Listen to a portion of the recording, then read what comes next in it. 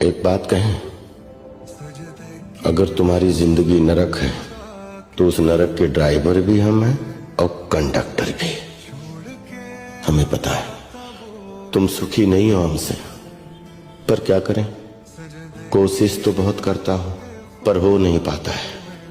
जानती हो मैं बस अड्डे से पैदल क्यों चला आता हूं? ताकि रिक्शे के पैसे बचा सकूं और कम से कम कुछ न सही घर के लिए मूंगफली तो लेके चल सकूं, क्योंकि मुझे पता है तुम कुछ नहीं कहोगी और ना कुछ मांगोगी। देखो, दोस्तों के साथ दोस्ती छोड़ दी मैंने, क्योंकि अगर 4 बार दोस्तों के साथ चाय पीओगे तो 5वीं बार आपको पिलानी पड़ेगी।